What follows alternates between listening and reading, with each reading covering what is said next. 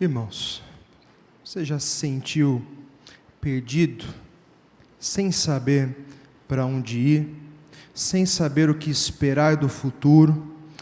Você já se sentiu como se você estivesse prestes a perder sua esperança? Na verdade, são coisas tão comuns que nós todos vivenciamos, não é? Inúmeras vezes. Talvez hoje você esteja assim, por várias razões. Talvez pela vida familiar, talvez pelo trabalho, talvez pelo nosso país.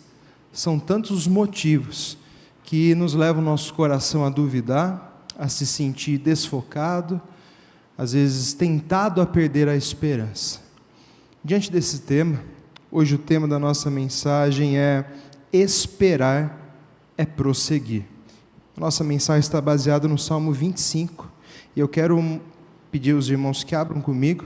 Nós vamos ver como o salmista Davi, em um momento assim também da sua vida, como ele lidou diante do Senhor. Salmo 25. Nós vamos ler até o versículo 14. Diz assim a palavra do Senhor: A ti, Senhor, elevo a minha alma. Deus meu, em ti confio. Não seja eu envergonhado, nem exultem sobre mim os meus inimigos. Com efeito, dos que em ti espero, ninguém será envergonhado. Envergonhados serão os que sem causa procedem traiçoeiramente. Faz-me, Senhor, conhecer os teus caminhos, ensina-me as tuas veredas, guia-me na tua verdade e ensina-me, pois tu és o Deus da minha salvação, em quem eu espero todo dia.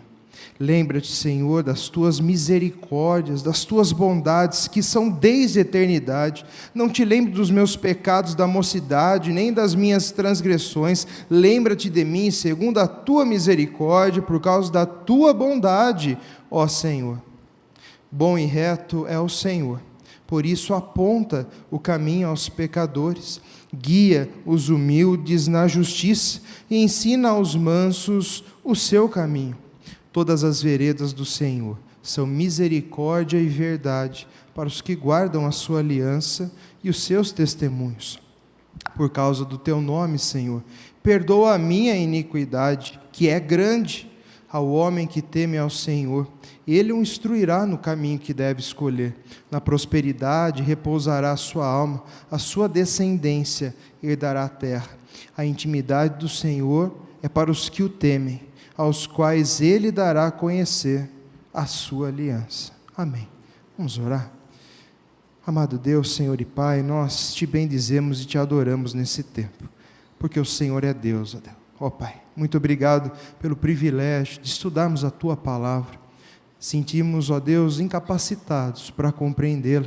Por isso nos achegamos a Ti nesse momento, clamamos a Tua misericórdia sobre nós, a Tua graça, para que o Senhor ilumine os olhos do nosso coração e abra o nosso entendimento, para que, abençoados por Ti, ó Pai, sejamos fortalecidos pela Tua Palavra, pelo Teu ensino, a fim de que saiamos daqui amando mais o Senhor. Faça isso em nós, pela Tua misericórdia, para a glória do Teu nome, pois oramos em nome de Jesus. Amém. Irmãos, esse é um salmo de Davi. Uma curiosidade desse salmo é que ele é um acróstico. Acróstico no sentido de que cada versículo começa com uma letra do alfabeto hebraico. São 22 versículos, há 2 letras que não aparecem, elas são substituídas, mas é praticamente um acróstico de todo o alfabeto hebraico. E assim o salmista desenvolve o seu tema. Ele vai falar de humildade, de quebrantamento, perdão de pecados, mas também ele clama ao Senhor pedindo livramento, proteção e direção. Diante de dúvidas e tribulações, essa é a postura do salmista. Quebrantamento, a fim de ter direção e proteção do Senhor. Uma divisão clássica desse salmo é em 3 partes, cada parte tendo 7 versículos, apenas o último, que é a conclusão, versículo 22, sendo então a conclusão do salmo. Eu quero trabalhar hoje as 2 primeiras divisões, a terceira nós deixamos para um outro momento, por causa do nosso tempo. Então, primeiro dos versículos 1 ao 7, nesses 7 primeiros versículos, o salmista ele fala em primeira pessoa e ele clama ao Senhor por libertação, instrução e também por perdão dos seus pecados. Eu destaco com os irmãos, começando no verso 1, no qual quero investir um tempo inicialmente. Diz assim: a ti, Senhor, elevo a minha alma. Muito curioso, bonito, como o salmista inicia a sua oração diante do Senhor. Cercado pelos seus inimigos, cheios de dúvidas, com as circunstâncias bem adversas, ele diz: a ti, Senhor, elevo a minha alma.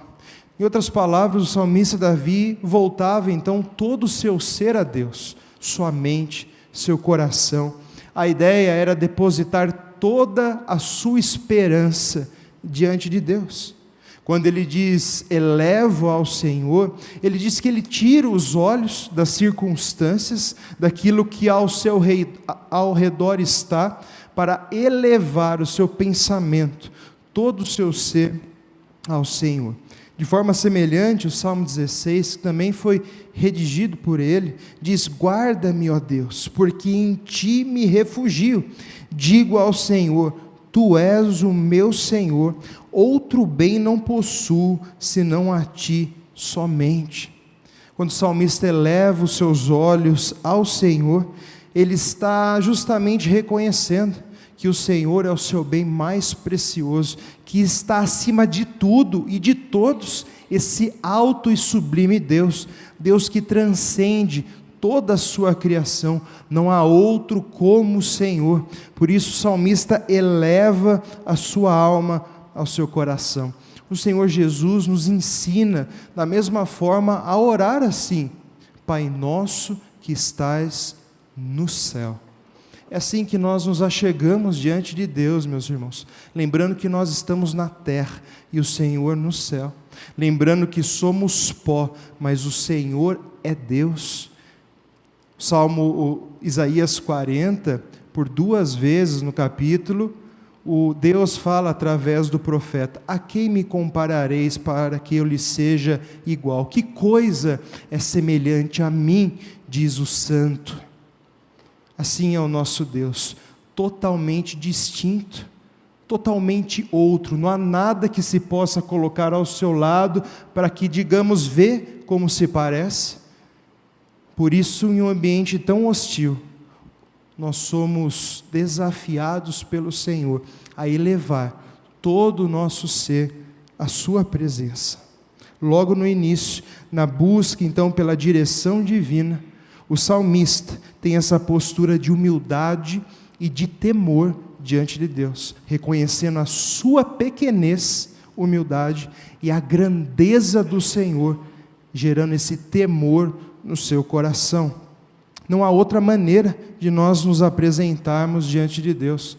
É corrente entre os salmistas dessa forma se dirigirem a Deus. O Salmo 121, muito conhecido: elevo os olhos para os montes, de onde me virá o socorro? O meu socorro vem do Senhor, que fez os céus e a terra.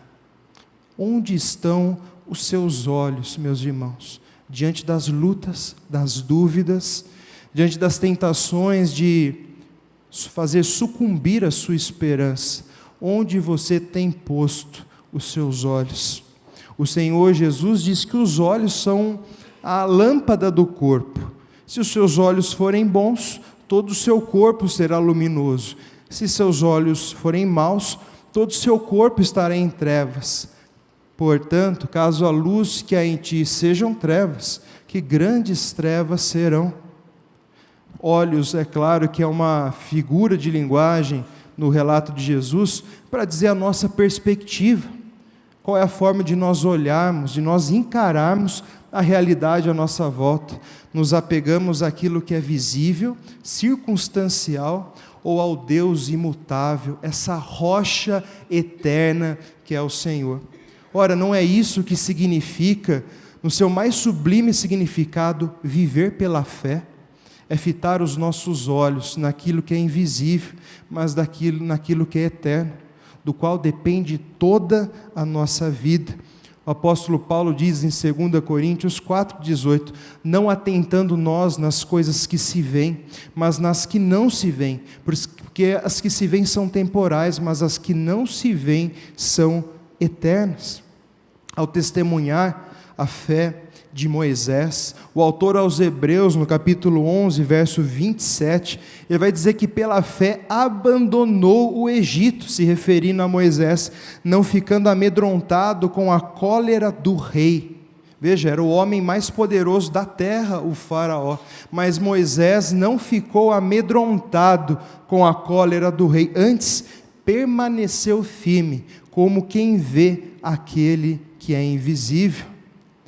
O medo foi justamente vencido totalmente, porque os seus olhos estavam naquele que é invisível, mas todo-poderoso. E mesmo diante da cólera do rei, talvez da dúvida quanto à sua vida, ele não ficou amedrontado, mas permaneceu firme, como quem vê aquele que é invisível. Da mesma forma, o salmista Davi: a ti, Senhor, elevo a minha alma.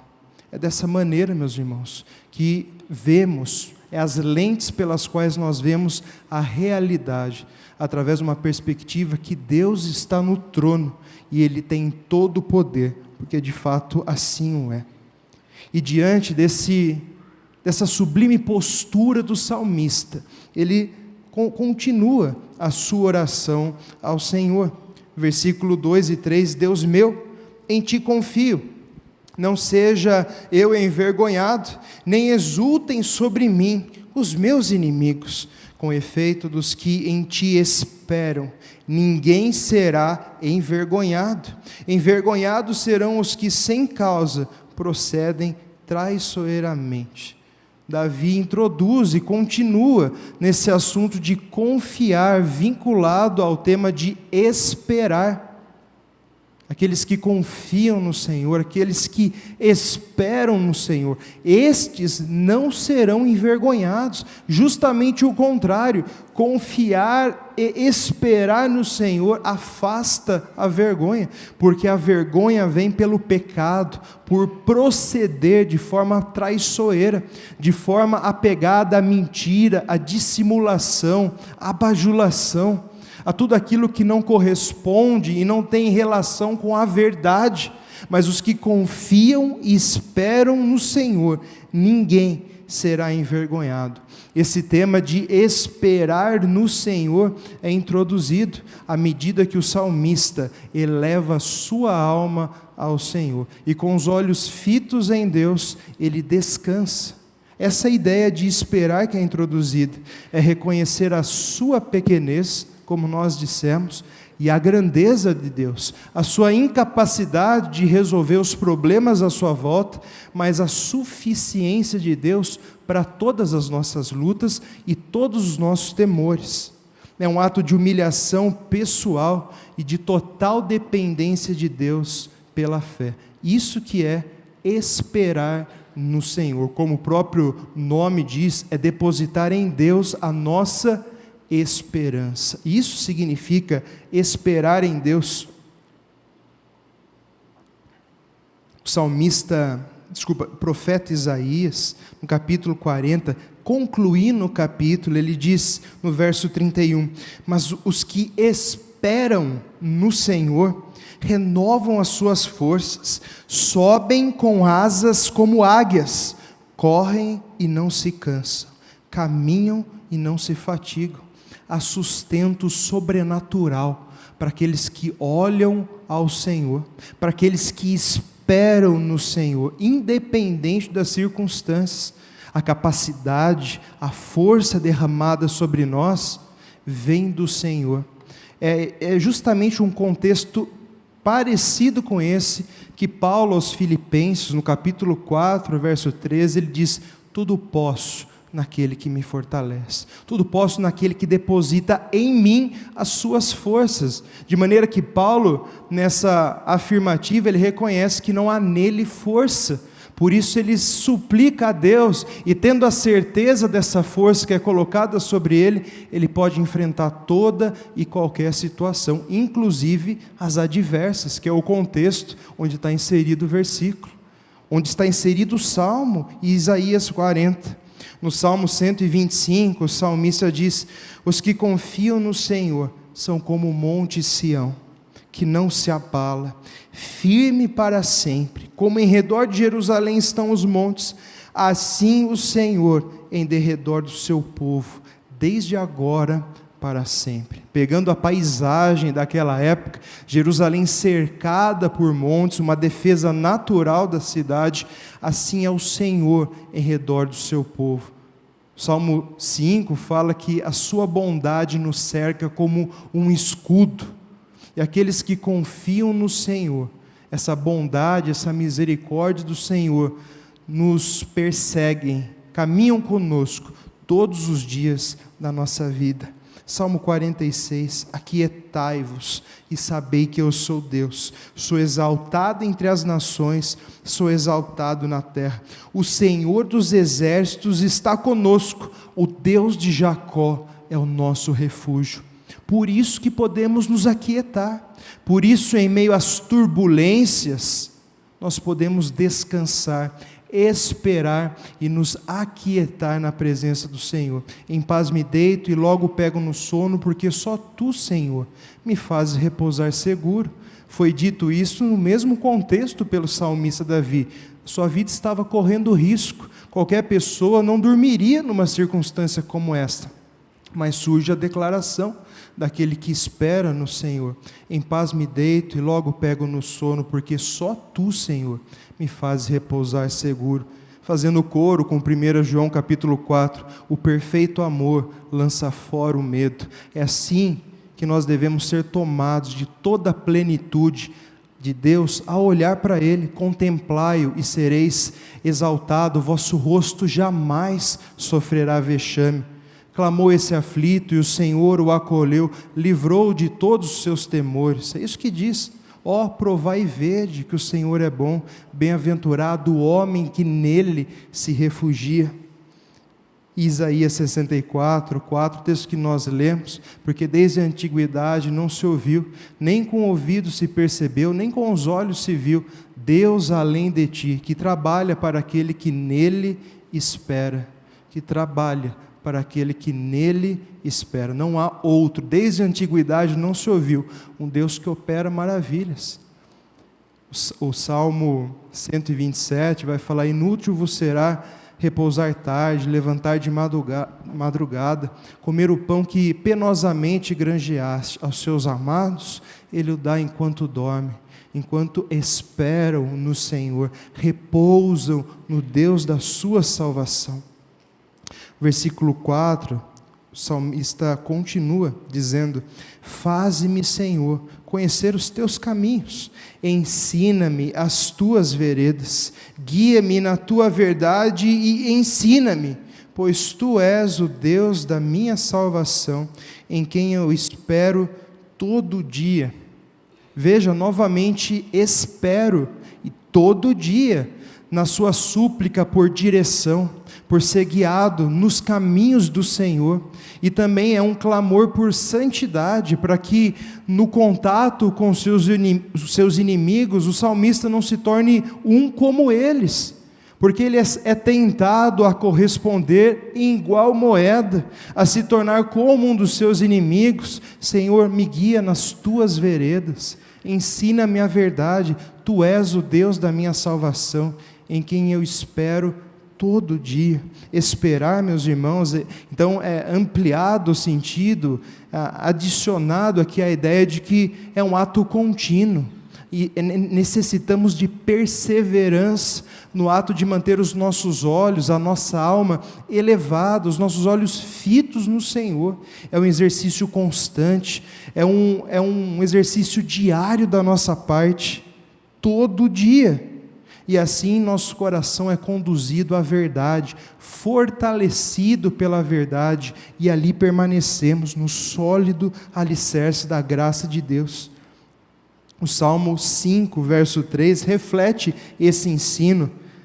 O salmista Davi diz o seguinte: de manhã, Senhor, ouves a minha voz, de manhã te apresento a minha oração e fico esperando. Eu coloco as minhas esperanças no Senhor. É o que diz Paulo em Filipenses 4, né, de fazermos conhecidas diante do Senhor as nossas petições pelas súplicas, com ações de graça, derramarmos diante dele as nossas ansiedades, como o apóstolo Pedro nos diz, lançando diante dele os nossos anseios. De manhã, Senhor, ouves a minha voz, coloca a minha oração e fico esperando. Se esperamos na vontade do Senhor, nós começamos a vê-la mais facilmente, desfrutamos dela mais firmemente.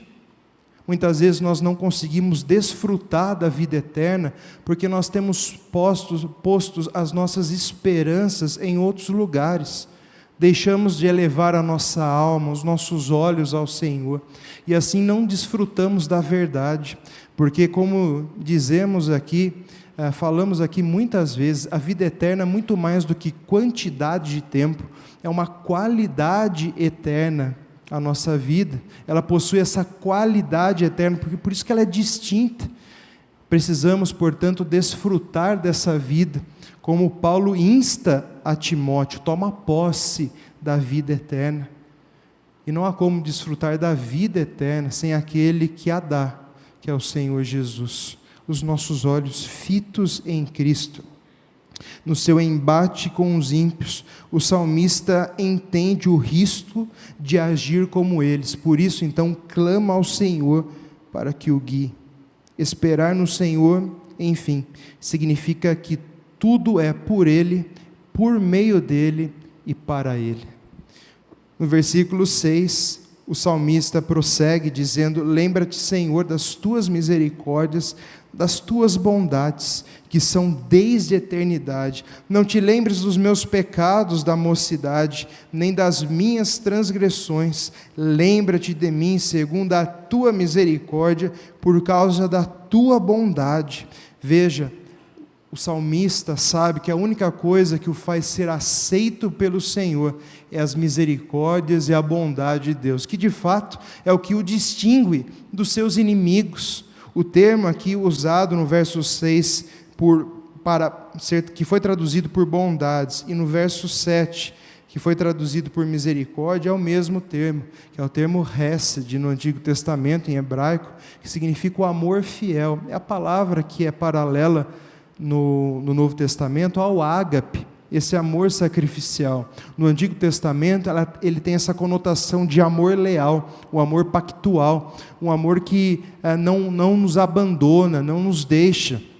E justamente por esse amor, o salmista tem confiança de ser aceito diante de Deus. É por meio desse amor, e essa palavra é comumente traduzida, como é o caso, por bondade, por misericórdia, pela própria expressão amor. É justamente por causa desse amor fiel que o salmista se comparece diante do Senhor, com essa esperança de que é pela misericórdia e pela bondade do Senhor que nós somos aceitos, essa postura de quebrantamento diante de Deus. A segunda divisão, a partir do verso 8, então até o 14, ela possui uma estrutura em que há um versículo no meio dela.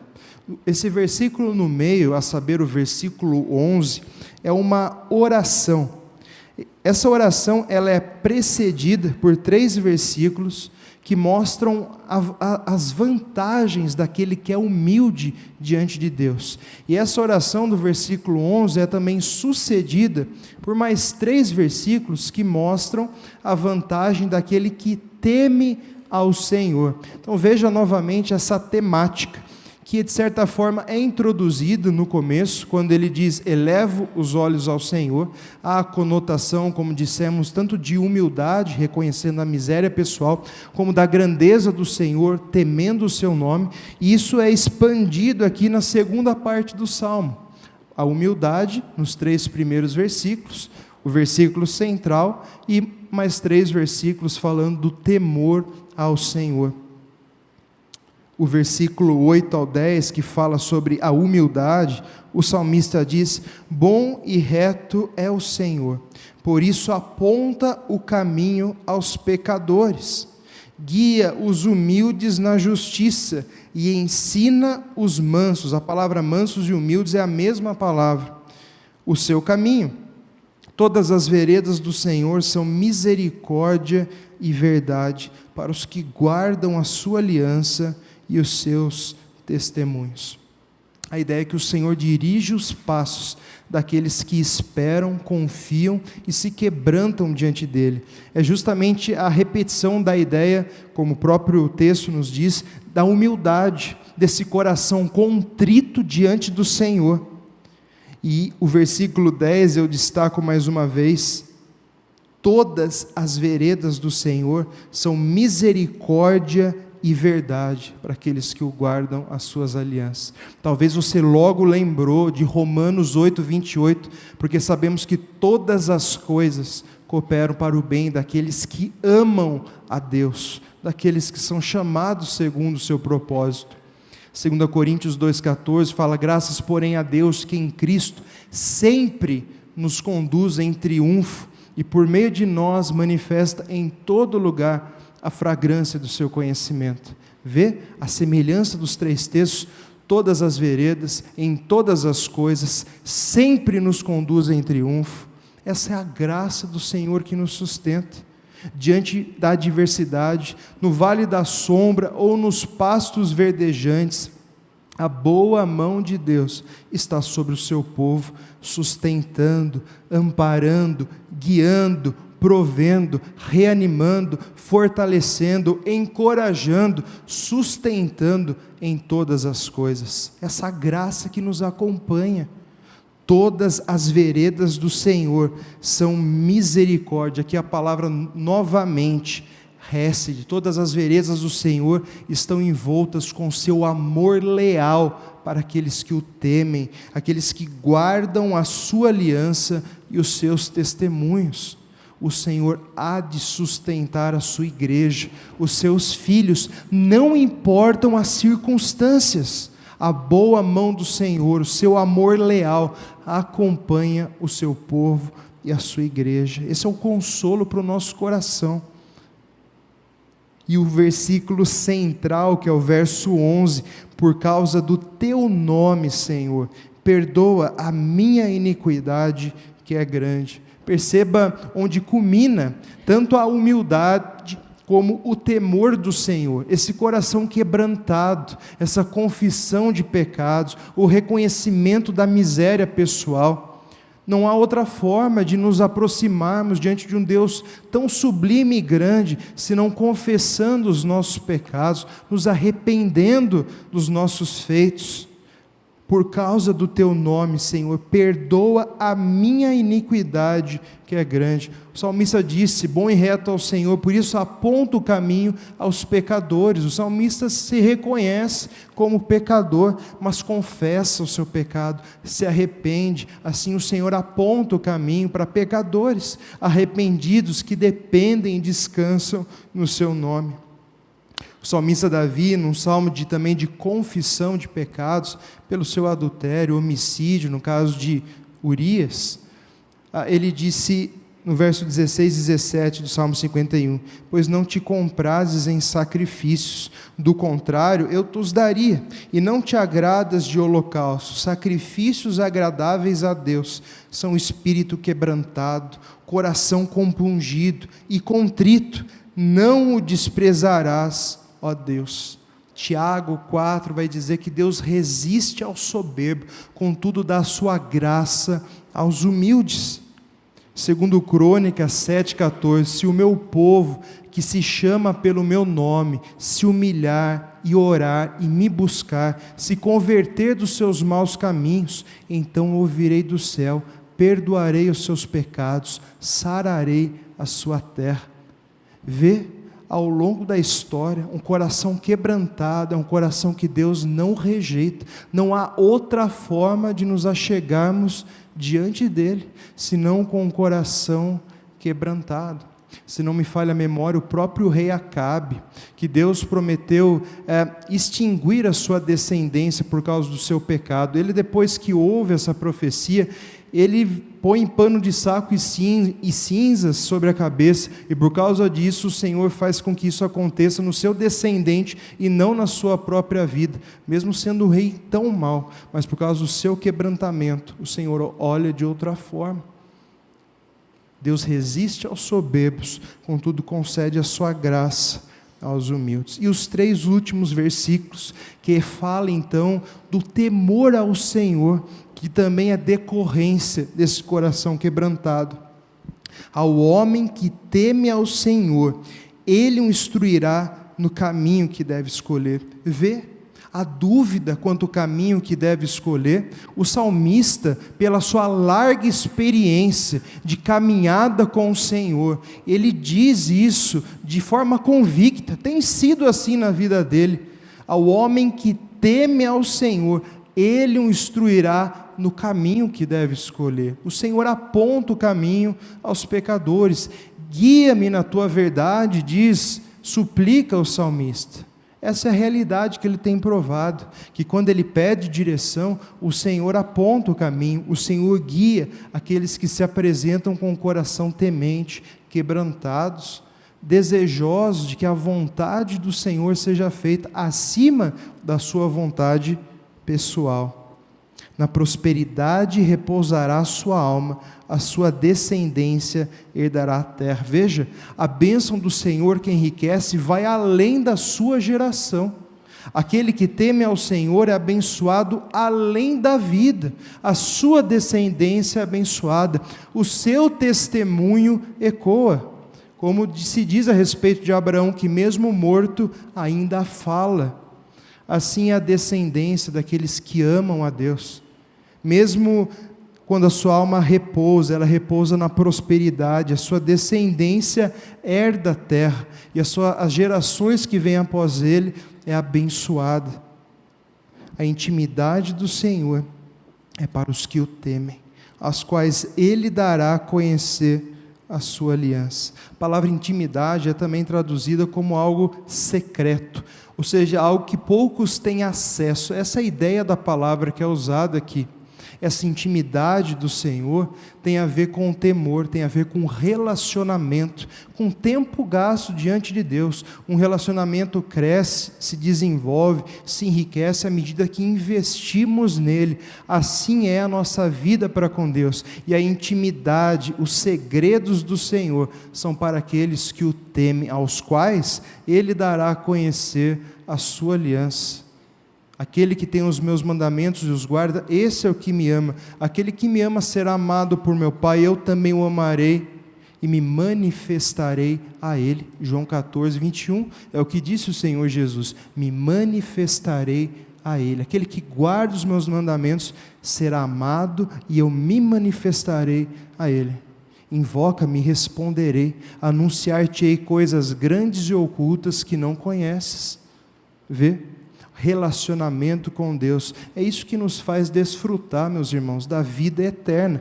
Ela é de qualidade eterna, porque o nosso Deus é eterno, e a vida eterna é essa, que te conheçam a ti, o único Deus verdadeiro, e a Jesus Cristo a quem enviaste. Ter a vida eterna e não se relacionar com Deus, não serve para nada.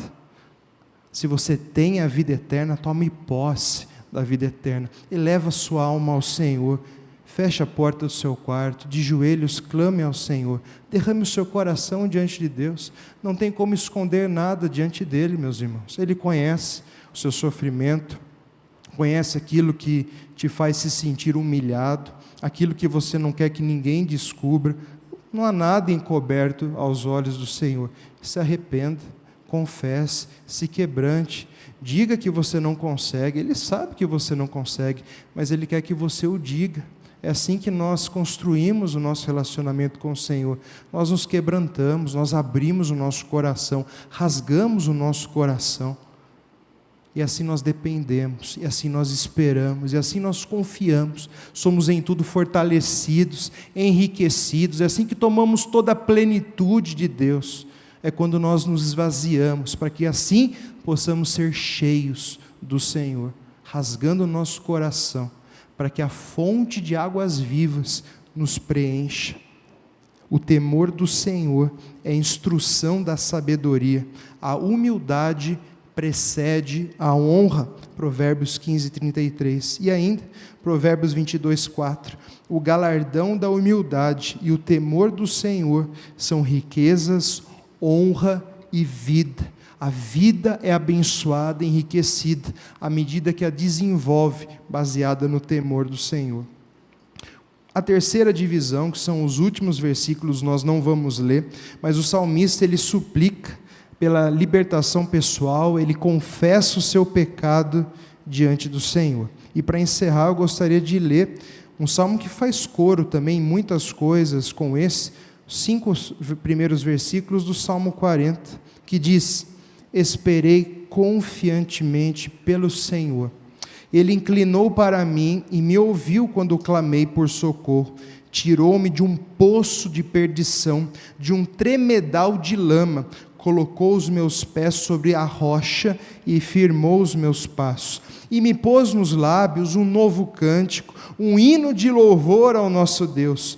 Muitos verão essas coisas, temerão e confiarão no Senhor. Bem-aventurado o homem que põe no Senhor a sua confiança e não pende para os arrogantes, nem para os afeiçoados à mentira. São muitas, Senhor, meu Deus, as maravilhas que tens operado, e também os teus desígnios para conosco. Ninguém há que se possa igualar contigo. Eu quisera anunciá-los e deles falar, mas são mais do que se pode contar. Esse é o resumo, tudo aquilo que a gente tem dito. Quem espera no Senhor vai muito além daquele que com as suas próprias pernas tenta correr. Por isso que esperar no Senhor é prosseguir, é ir adiante. Que Deus nos abençoe e nos ensine a esperar no Senhor. Amém? Vamos nos colocar em pé, vamos orar, vamos colocar a nossa vida nesse sentido diante do Senhor. Eu convido o pastor Nilton para fazer essa oração, impetrando a bênção do nosso Deus.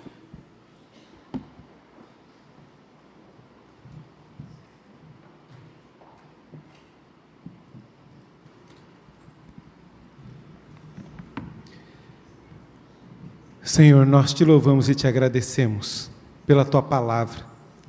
Nesses tempos, ó Pai, de lutas e aflições, o Senhor nos chama a confiar no Senhor, a colocar a nossa alma descansando em Ti, esperando por Ti, porque certamente o Senhor vem, certamente o Senhor se achega a nós, por isso nós podemos descansar na certeza de que o Senhor vem.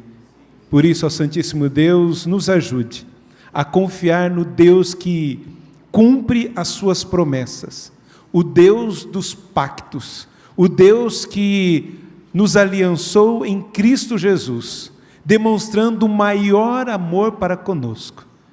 Pai, muito obrigado por tão grande amor.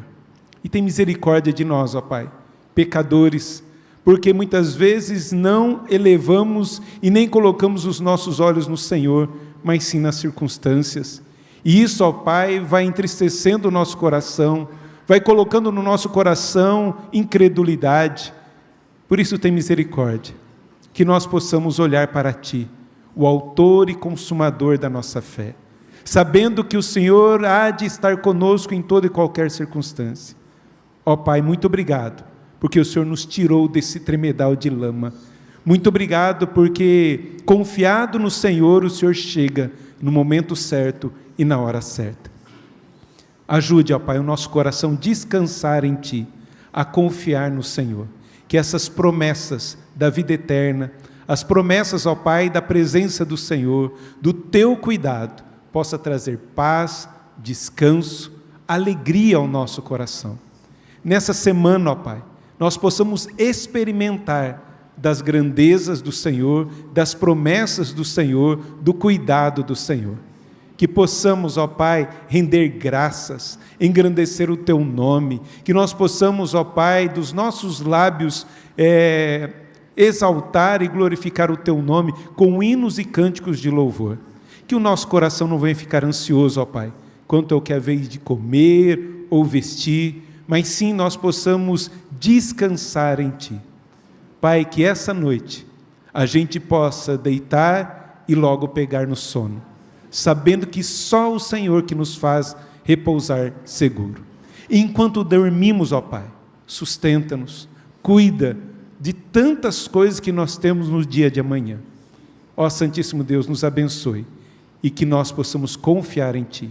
Aumente a nossa fé, a nossa confiança no Senhor. Oramos assim em nome de Jesus, o nosso Salvador. Recebam a bênção, queridos. Que nessa semana a mão do Senhor esteja acima de ti, abrindo as janelas dos céus e derramando bênçãos sem medidas. Que nessa semana você sinta a mão do Senhor te sustentando. Que nessa semana Ele seja a luz que ilumina o teu caminho, abrindo portas e fechando portas. Que nessa semana você seja protegido, porque o Senhor está às tuas costas, te livrando de pessoas invejosas e dos dardos inflamados do inimigo. Que nessa semana você saiba e perceba o Senhor do teu lado, como amigo e companheiro na sua jornada. Que o Senhor esteja em ti, dando fé, coragem e vontade de viver para Ele, e que a graça maravilhosa do nosso Senhor e Salvador Jesus Cristo, que o amor do nosso Deus e eterno Pai esteja sobre a tua igreja, ó Pai, hoje e sempre. Amém.